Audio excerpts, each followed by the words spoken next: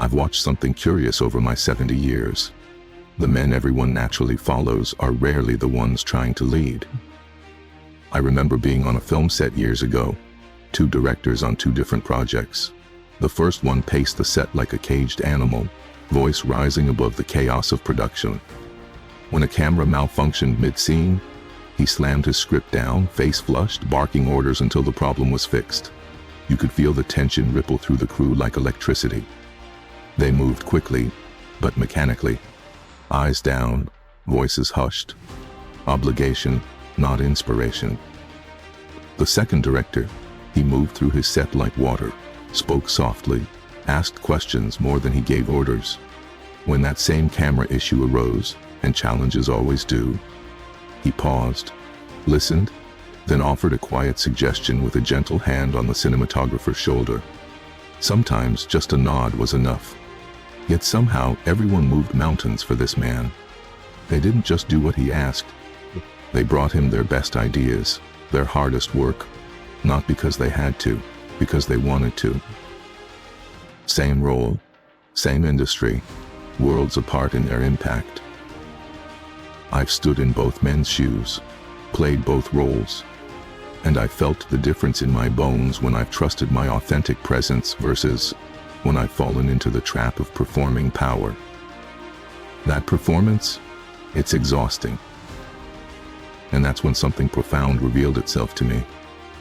Everything you've been told about power and strength, it's not just wrong, it's inverted. We live in a culture obsessed with the alpha male, a term, by the way, misappropriated from wolf studies that the original researcher himself later debunked. Yet the advice persists. Speak louder, take up more space, never show weakness, dominate the room. Now, this misunderstanding of strength isn't new, but what is new is how it's been amplified, packaged, and sold to you. Scroll through any social media feed, and you'll find countless experts teaching men how to command a room, dominate a conversation, never show vulnerability, as if respect were something that could be demanded rather than earned. What if the very behaviors you've been taught make you strong are the ones keeping you weak? I see it in men's eyes, that exhaustion, the weight of the armor they never take off, because underneath all that performance lies a deeper fear, that without it, they might not be enough. I'm not here to tell you how to be a man. I'm here to share what I've seen in men who command genuine respect, the kind that doesn't dissolve the moment they leave the room, the kind that doesn't require constant maintenance or performance, the kind that endures. This isn't about tricks or techniques. It's about something deeper, something forbidden, not because it's dangerous, but because it contradicts what an entire industry has been selling you about masculine power. True strength doesn't announce itself through volume, through force, or through fear. It reveals itself in moments of challenge, in spaces of silence, in acts of service that expect nothing in return. You see, we rarely question our most fundamental assumptions about what strength looks like, about what power feels like, about what we're really seeking beneath all that striving. And that's where the trouble begins, and where our exploration of the great misunderstanding must start. Let's talk about this great misunderstanding of masculine strength. How did we get here? Look around. We're living in an age where appearance has overtaken substance, where social media has turned strength into a performance rather than a presence, where young men are taught to curate an image of power rather than cultivate its essence. The camera is always on, the audience always watching. And in this environment, authenticity becomes rare, precious.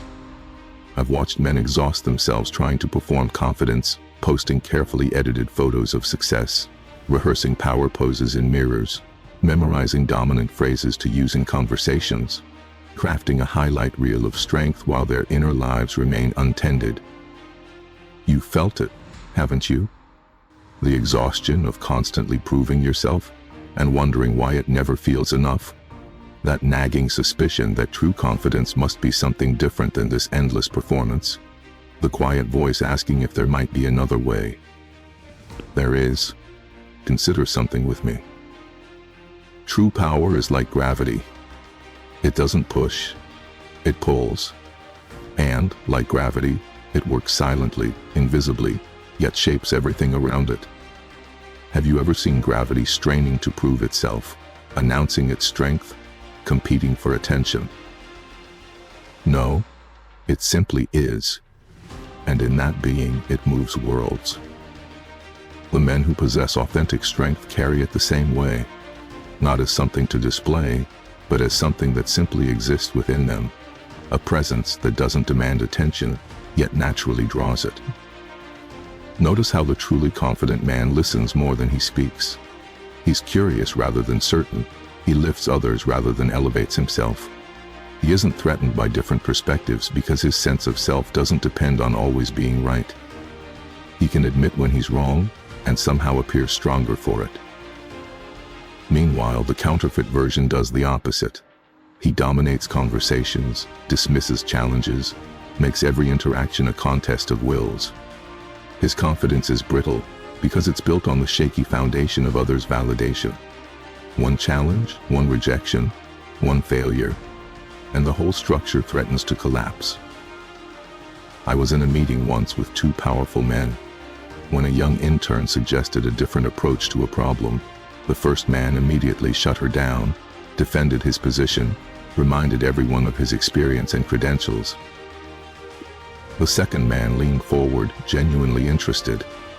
"Tell me more about that," he said, and you could feel the energy in the room shift, feel the respect for him deepen. In that moment of genuine curiosity, he displayed more authentic power than any forceful assertion could have achieved. The irony cuts deep. The very behaviors many men believe display strength actually reveal its absence. The very actions they think command respect often diminish it. What I'm about to share contradicts everything the alpha male industry sells you, because real strength can't be packaged or sold. It can't be reduced to a 10-step program or a weekend seminar. It emerges through living, through failing, through a type of inner work that few are willing to undertake. This is forbidden wisdom not because it's secret, but because it's unprofitable. There's no market for telling men, the path to genuine power requires letting go of the very behaviors you think make you powerful. Yet here we are. And that path begins with understanding the first forbidden truth. Now we come to the first forbidden truth. And I call it forbidden because it contradicts everything most men are taught about power and strength. Picture the oak and the reed in a storm. The oak stands rigid, fighting against the wind, until it breaks. The reed bends, adapts, and remains. Which one is truly stronger?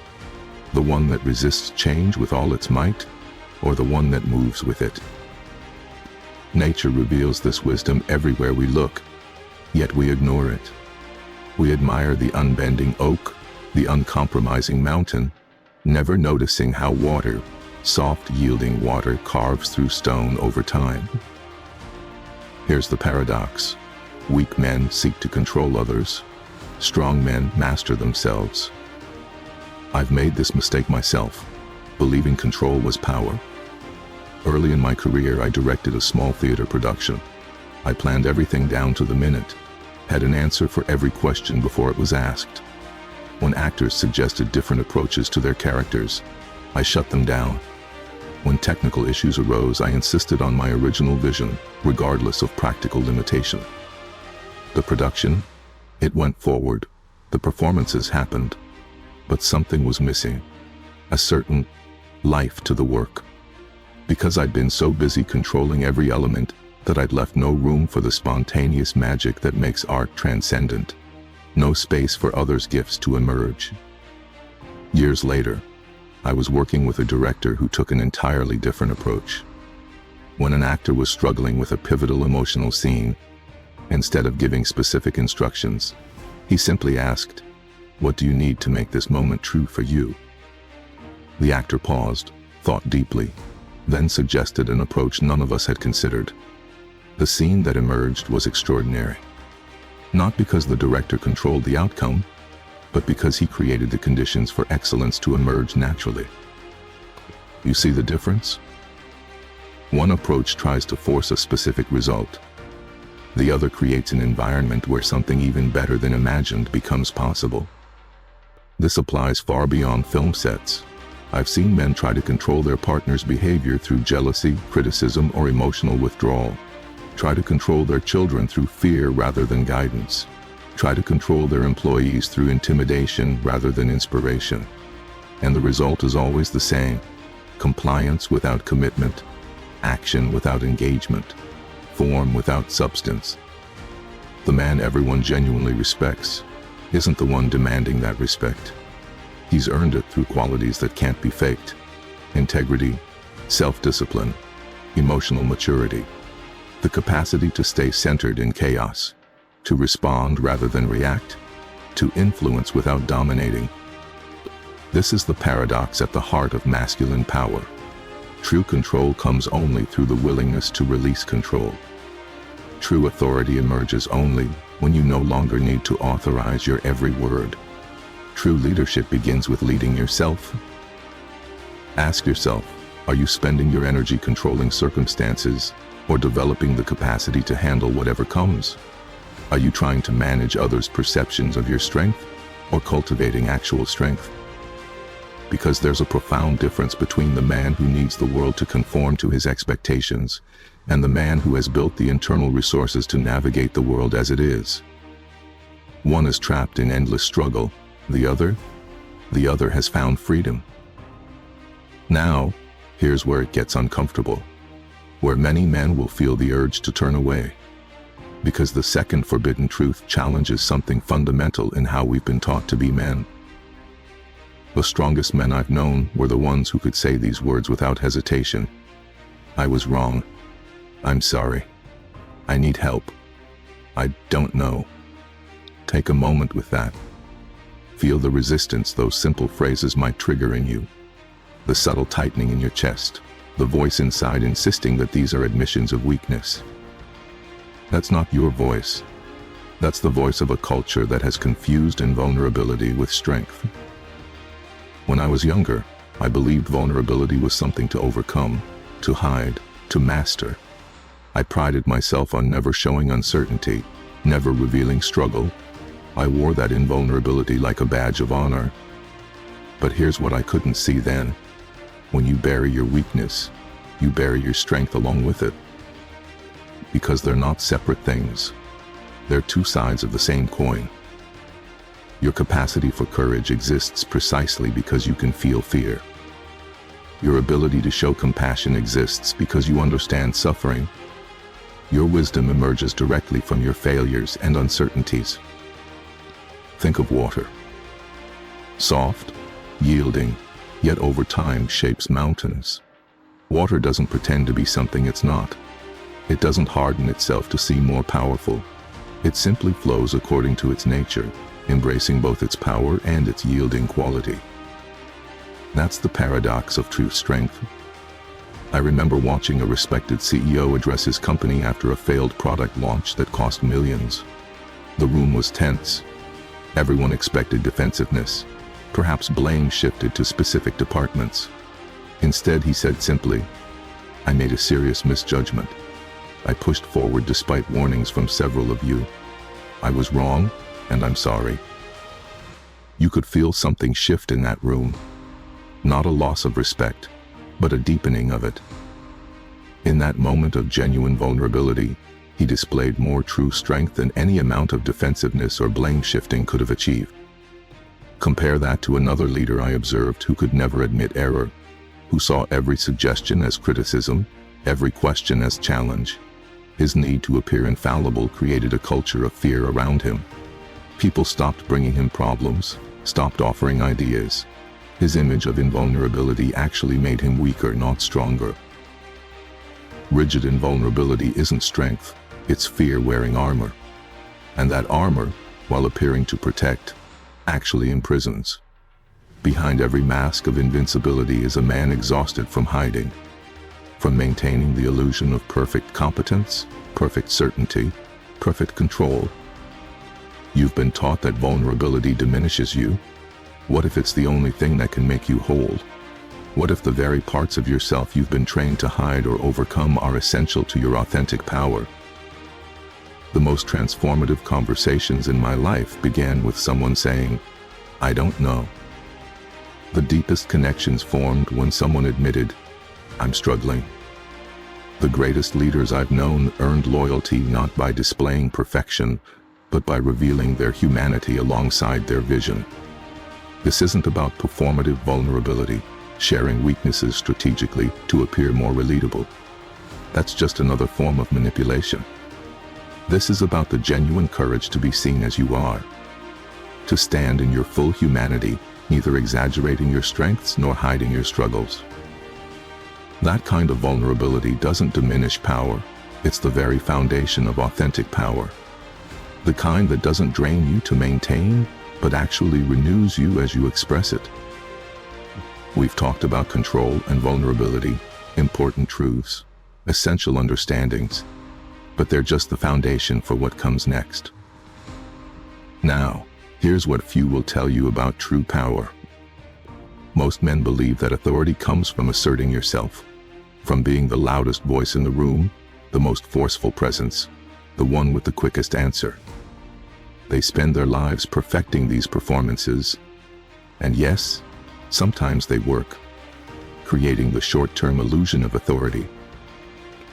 But that's not where true power resides. Have you ever been in the presence of someone who didn't need to speak to command attention? Someone whose arrival shifted the energy of a room without a word being spoken?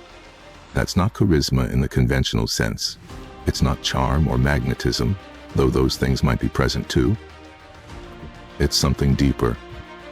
True confidence has a certain quietness to it, a stillness that insecurity can never counterfeit. It doesn't pace or fidget, doesn't rush to fill silence, doesn't need to prove itself in every interaction.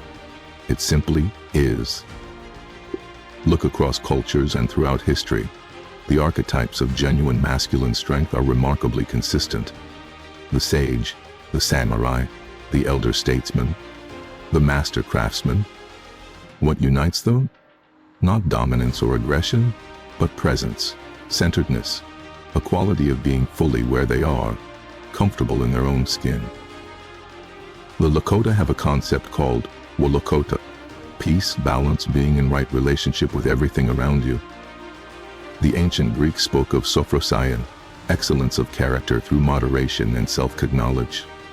The Japanese tradition honors fukinsei, the balance found in asymmetry and naturalness rather than forced perfection. Different words pointing to the same truth. There is a kind of authority that comes not from what you do, but from who you are. I spent years studying great actors, trying to understand what separated the truly exceptional from the merely talented. It wasn't technique or range, though those matter. It was presence, the capacity to be wholly in the moment, responding truthfully to whatever arises. And here's what's fascinating about presence. We recognize it instantly. We're wired to detect authenticity. That's why no technique or tactic can replace the real thing. We sense the difference between the man who's performing confidence and the man who simply embodies it. One exhausts us, the other refreshes us. This might sound abstract, but it's profoundly practical. Think about who you trust in a crisis, not the person making a show of taking charge, but the one who brings calm to chaos. Think about who you seek wisdom from, not the one with ready answers for everything, but the one comfortable saying, "I don't know, let's figure it out together." The ultimate paradox of power is this. The moment you no longer need to be powerful is when you truly become so. When you stop grasping for authority, it naturally flows to you. When you release the need to impress, you become impressive. When you surrender the performance of strength, you discover genuine strength waiting beneath. True authority doesn't announce itself, it's felt. I remember working with an actor who struggled with a pivotal scene despite his considerable talent. Take after take, something was missing. The director, wise man, took him aside and said just 7 words. "Stop trying to act, just be here." The next take was transcendent. Stop trying to be powerful, just be here. Fully here with all your capacity, your attention, your humanity. That's the secret that can't be packaged into alpha male seminars or social media tutorials. Real presence can't be performed. It can only be cultivated through the inner work that few are willing to undertake. Through facing your shadows rather than projecting them. Through embracing your vulnerabilities rather than armoring against them. Through mastering yourself rather than attempting to control others. That's the third and deepest truth. The foundation of an authentic power that needs no announcement and can never be taken away. So where does this leave us? With understanding, yes. With awareness of the misconceptions that have shaped how we view masculine strength. But understanding alone isn't enough. The question becomes, how do we move from knowledge to embodiment? This isn't about what to do, but who to become. Not techniques to deploy in specific situations, but practices that gradually transform your relationship with yourself and others. Not a destination to reach, but a path to walk with intention and awareness. Let me share 5 principles that I've observed in men who embody authentic power. They're counterintuitive in our culture of noise and performance, which is precisely why they work. First, cultivate silence. Not to be mysterious, but to truly listen. In a world where everyone is talking, the man who listens with full attention possesses rare power. I'm not talking about waiting for your turn to speak while formulating your response. I mean genuine curiosity about what others are saying and what they're not saying, the spaces between their words, the feelings beneath their thoughts. When you listen deeply, people feel understood, and being understood is something we all hunger for more deeply than being impressed. Start with just 5 minutes of complete silence each day, then practice bringing that quality of presence into your conversations. Second, embrace difficulty, not to prove toughness, but to develop capacity. We're taught to avoid discomfort, to take the easy path. But the man who voluntarily faces what's difficult builds a relationship with challenge that serves him in every area of life. This isn't about punishing yourself or unnecessary suffering. It's about recognizing that your capacity grows at the edges of your comfort, not at its center. The weight that feels heavy today becomes manageable tomorrow, but only if you're willing to feel its full weight today. Third, practice vulnerability, not to appear sensitive, but to develop courage. We've discussed this, but it bears repeating. Authentic strength includes the ability to acknowledge uncertainty, admit mistakes, ask for help, express emotion appropriately. These aren't weaknesses. They're expressions of genuine confidence. Start small. Share something you're struggling with. Admit when you don't know. Apologize without qualification when you're wrong. Notice the freedom that comes with each small act of authenticity. Fourth, serve others genuinely, not as strategy, but as purpose. The strongest men I've known were focused less on their own status and more on their contribution. They asked not, how can I impress, but how can I add value? How can I make things better for those around me? There's something transformative about shifting your focus from what you can get to what you can give. It releases you from the exhausting game of constant self-promotion and connects you to something larger than yourself. Fifth, know yourself deeply, your fears, your shadows, your gifts. Most men move through life as strangers to themselves, reacting from unconscious patterns rather than responding from self-awareness. They don't examine their fears, so they're controlled by them. They don't acknowledge their shadows, so they project them onto others. They don't recognize their unique gifts, so they imitate rather than originate. Self-acknowledge is the foundation of authentic power, not the self-improvement project of becoming someone different, but the courageous act of meeting yourself as you are. There's a profound relief in setting down the weight of pretense, in no longer needing to maintain an image, in allowing yourself to be seen, first by yourself, then by others, in your full humanity. Ask yourself, when do I feel most authentic versus when do I feel I'm performing? What would change if I stopped trying to prove my worth or power to others? What am I afraid might happen if I let go of my carefully constructed image? These questions aren't easy. The answers may not come immediately, but they open the door to a different way of being. One where your strength flows from authenticity rather than performance, from presence rather than pretense. The journey to authentic power begins with a single courageous choice: to value truth over appearance, to commit to substance over image. It may be the most challenging path a man can walk, but unlike the exhausting treadmill of performative strength, this journey actually leads somewhere worth going. We've traveled a long way together, examining truths that run counter to everything the alpha male industry promotes, looking beneath the surface of what strength appears to be to discover what it truly is. Remember gravity? It doesn't fight for influence, it simply is. And in that being, it shapes worlds, it moves oceans, holds planets in orbit, keeps the cosmos in dance, all without strain, without performance, without announcement. That's the model of authentic power we've been exploring. Not a force that pushes against, but a presence that naturally influences everything around it.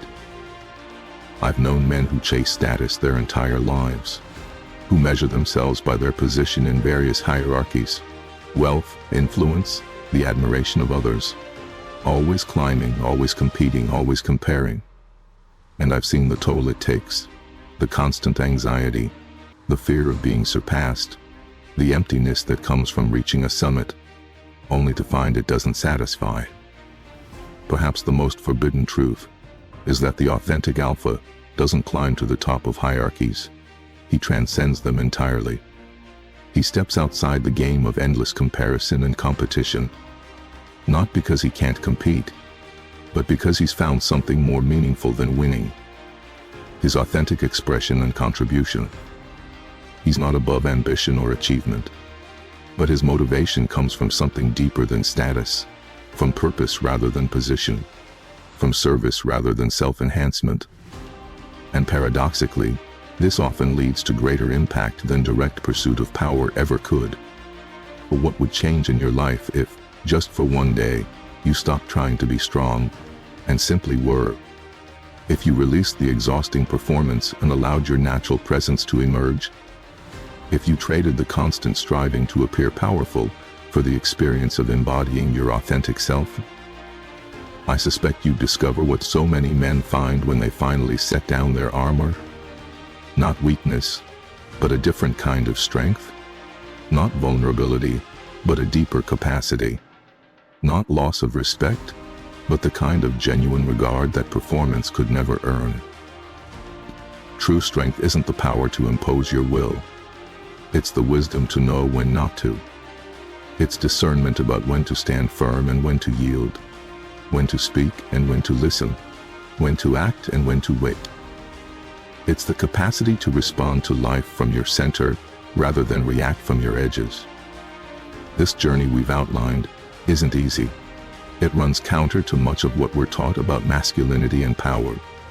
It requires courage to question assumptions you've carried your entire life, patience to develop new ways of being, compassion for yourself when old patterns reassert themselves, as they inevitably will. But know this: your authentic power has been waiting patiently for you to discover it, not out there, but in here. And that journey, that's the one adventure truly worth taking, because unlike the endless pursuit of status or dominance, this path actually leads somewhere, to a life of genuine impact, meaningful connection, and the quiet confidence that comes from knowing exactly who you are. That, my friend, is what true power has always been. Not domination, but integration. Not force, but presence. Not performance, but authentic being. The choice, as always, is yours.